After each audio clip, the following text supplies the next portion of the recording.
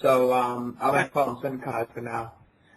I don't agree with that. I can understand why WWE want to trademark the name, but sometimes it's best to leave their names alone, because Mystico's name alone will be able to draw for them. I think they're going to give Mystico as his nickname, but the point is, why change someone's name when they're recognised as something else?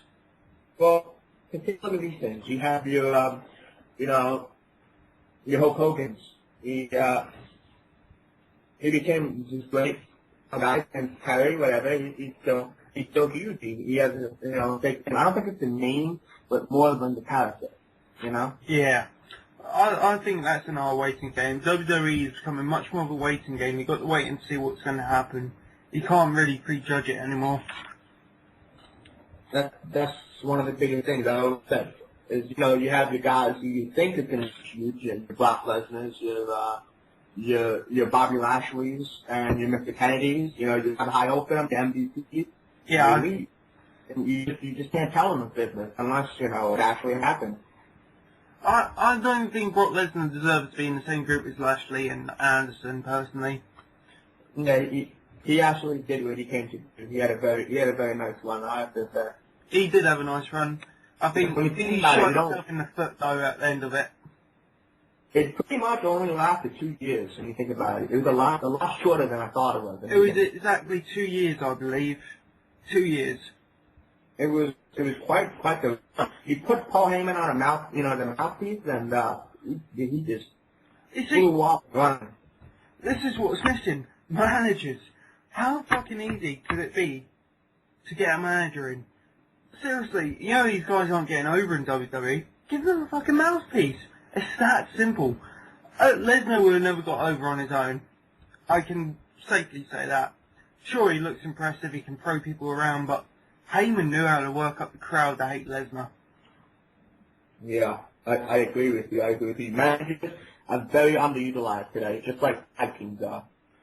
Two markets that I think are pretty much dead in 2011 WWE. WWE, Ring of Honor has managers and tag teams, but I don't think we should go into that too much. But this could bring us on to our next subject, which is really The Rock and the Attitude Era coming back. Can you believe that we have witnessed in 2011 the return of The Rock? It's just like me saying it out loud. It's just impossible, and it actually happened not only 2 weeks ago. I was shocked. WWE did a good job keeping it quiet. Shocked. I don't want to shit my pants. Unfortunately, Prodigy and Andrew ruined it for me before I could watch Raw. So it didn't have the same effect to me. I didn't watch Internet that day. I was 100% fully surprised and shocked. It was like a brick wall hit me in the face. It probably was one of the greatest things we've seen. Now, Jay, I've got to ask you this. In the last 5 years, that's just like the best. Last 7 years, I reckon. But here's the thing, Jay. Why could Rock capture the crowd like he did? Why can't these guys do it? Why can't the New Breed do it? Why can't Cena capture the crowd like Rock just did by just coming out? It's as simple as this. It is as simple as this because they are not The Rock. The Rock is the most energetic and charismatic person you've really ever graced with every microphone. He is in a class of his own. He is in the top class. I would say it goes Rock, then below him you've got the likes of Raven, Foley, Jericho, Piper. All these guys are old and they could work the crowd. They knew how to execute a promo. These days, the guys aren't executing their promos that well. And I think that's what's making wrestling weaker. They're not selling themselves. So no one gives a shit when it comes to the match. And that's what I wanted to get at. Why isn't people getting into it? Why aren't people getting into it like they used to? Everyone dug The Rock when he came out. I don't think it's just Rock, but many of these legends that come out, people dig and eat out of their hats.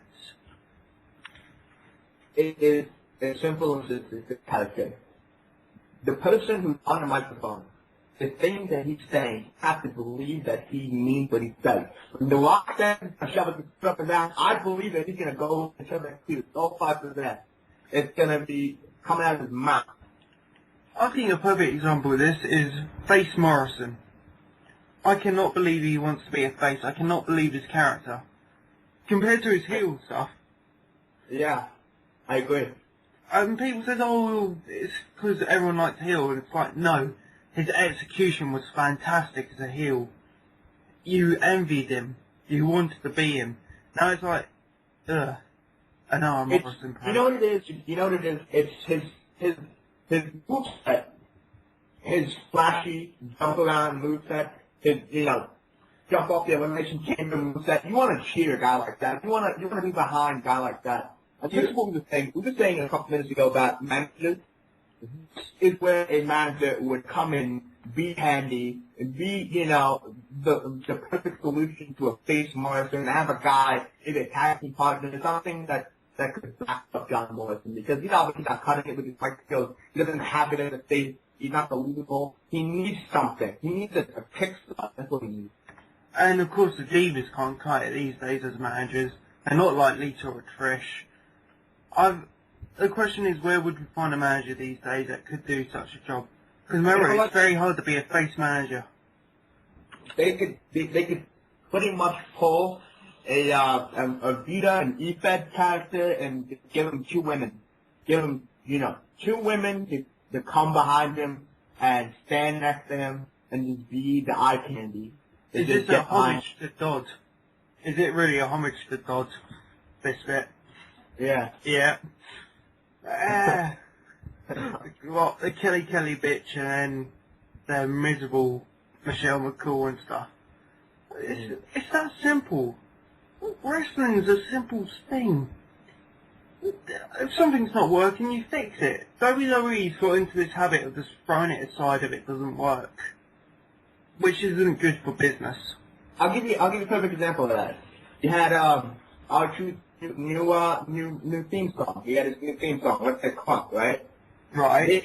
They tried to shove it in my throat for weeks, and nobody gave a fuck about that song. No one wanted to sing that song. Let's get crunk. Who the fuck get crunk? They're like 7, 8-year-olds sitting in the front rows. They want to figure what's up. They've been saying this for a year. They want to say some more. Wearing their John Cena shirt. You think they want to get crunk? I can see what you mean with that. I just don't like it. But they fixed it. They went back, and they saw it wasn't working, and they went back to what worked. They could do the same thing with John Morrison. They can get back to his old character. They can find a way to make him, they can find a way to make him matter. They can do this. Speaking of John Morrison, I know his feud, Sheamus is over. What do you make of the downfall of Sheamus? The downfall of Sheamus. Yes. I think that Sheamus has no downfall. He's a big guy. He just needs a few wins behind him. I think he doesn't need to be put like a pussy. It's that simple. He's in a very delicate spot. He's in a spot that, doesn't need him to be anything more than what they gave him. He's a 2-time champion. He won the belt. He's known the belt. Yeah, but did anyone buy him as champion? That's the thing. I think people bought him as champion. The second time around, people bought him as champion. The thing with the second one was, the perfect chance to make him